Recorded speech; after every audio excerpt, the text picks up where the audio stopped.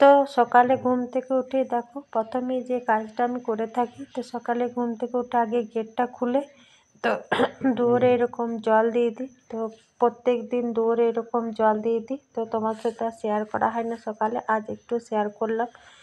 তো তোমরাও কি এরকম সকালে উঠে দুয়ারে জল দাও? অবশ্যই কিন্তু আমাকে একটু কমেন্টে জানিও।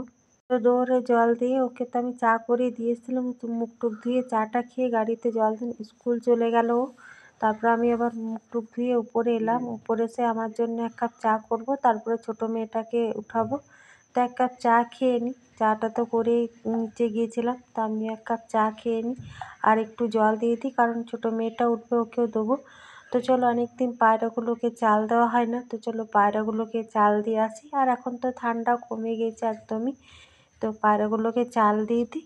এই তো দুটো ছোটো ছোটো জবা ফুল ফুটেছে, বেলা হয়ে গেলে ফুটে যাবে। আর এখন আমি পায়রাগুলোকে চাল দিতে এলাম, তো পায়রাগুলোকে চাল দিয়ে দিচ্ছি। কদিন ধরে পায়রাগুলোকে চাল দিতে ভুলেই যাচ্ছি। আর এখন ঠান্ডাটা একদমই কমে গেছে, ঠান্ডা লাগছেই না বলতে গেলে।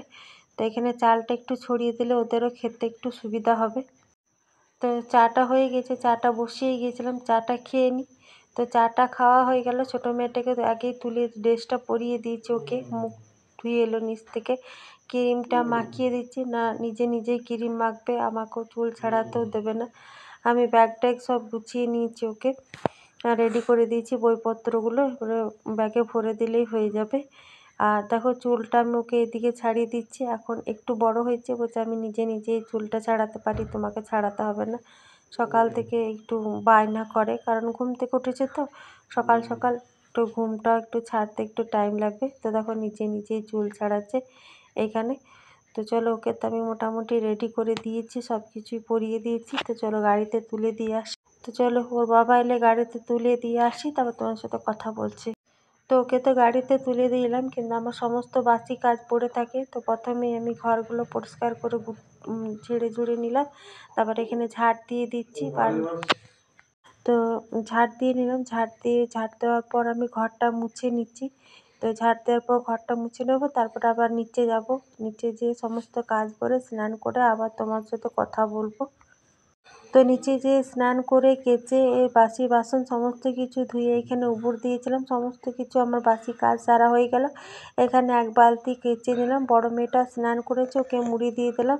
তো এইগুলো চলো ছাদে নিয়ে যাই, ছাদে নিয়ে সমস্ত জামা কাপড় মেলে দিই। তো ছাদে নিয়ে চলে এসেছি, জামা কাপড়গুলো কতগুলো কেচেছি দেখো। এখন যেহেতু শীতটা চলে গেছে আর মোটা মোটা জিনিসগুলো আর তো সেরকম পরা হচ্ছে না, তো এগুলো সব কেচে কেচে ট্যাঙ্কারে ভরে দেবো, ওই জন্য একটু বেশি হয়ে গেল। তো সমস্ত জামা কাপড়গুলো এখন মেলে নিয়ে আজকে তো আবার সোমবার পুজো করব, ওই জন্য দেখো শাড়ি পরে নিয়েছি, যেহেতু পুজো টুজো করলে আমি শাড়ি পরি, এই শাড়িটা। তো চলো মেলা হয়ে গেছে, এবারে পুজোটা করে নিই। তো কাপড় চোপড় মেলে আমি ঘরে সুন্দর করে নিত্য পুজো দিয়ে দিলাম। আর দুটো কলা আনতে বলেছিলাম, এনেছি, তো ঘরেও পুজো দিলাম। আর এখন যেহেতু এই ফাল্গুন মাস পাতা ঝরছে, তো কোনো রকম বেল পাতা পাইনি, তো যা পেয়েছি তাই দিয়ে পুজো দিলাম। আর এই থালাটা রেডি করে নিয়েছি, তো চলো বাইরে মন্দিরে পুজো দিয়ে চলে আসি। আমার বাড়ির সামনে যে শিব মন্দিরটা আছে সেইখানে আমি প্রত্যেক সোমবার পুজো দিই, তোমরা তো জানো। তো আজকেও তাই আমি ঘরে পুজো দিই, মন্দিরে চলে এসেছি পুজো দিতে। আর অনেকে ধরো সুন্দর করে পুজো দিয়ে চলে গেছে, তো এখানে আমিও পুজো দিয়ে নিচ্ছি। আমি এখানে এসে একটা অপরাজিতা ফুল পেলাম, তো বাবা শিবের কিন্তু অপরাজিতা ফুলও খুব পছন্দ, তো এই একটা অপরাজিতা ফুল বাবাকে দিয়ে দেবো। বাবা শিব কিন্তু একটা বেলপাতাতেই সন্তুষ্ট, কিন্তু এখন বেলপাতাও পাওয়া যাচ্ছে না, যেহেতু পাতা ঝরছে, আবার নতুন পাতা বার হবে তখন আবার পাবো।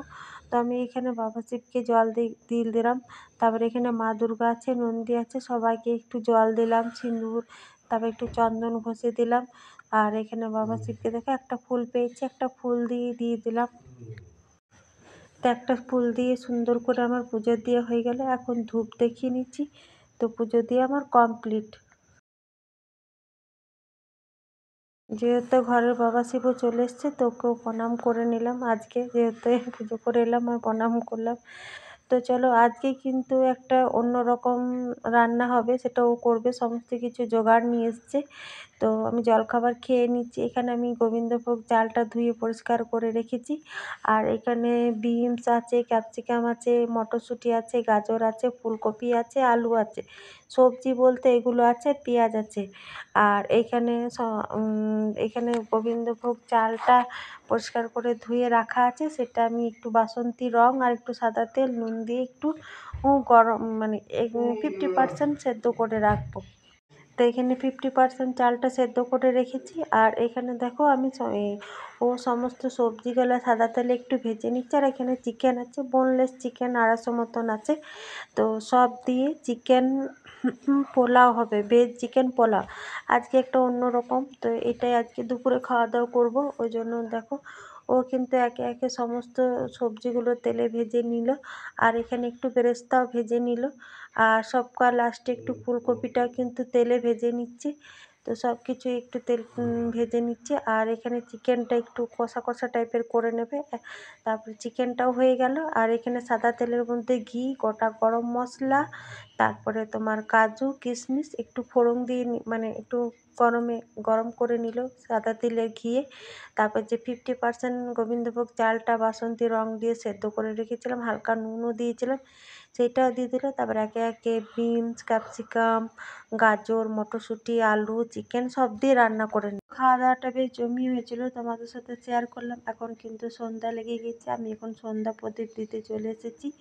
তো দুপুরে খাওয়া দাওয়া যেহেতু একটা হেভি খাবার হয়ে গেছে, আর তোমাদের সাথে ওই জন্য তখন আর কথা বলিনি। একবারই সন্ধ্যাবেলায় তোমাদের সাথে কথা বলতে এলাম। তো সন্ধ্যা হয়ে গেছে, সন্ধ্যা প্রদীপ দিয়ে দিচ্ছি।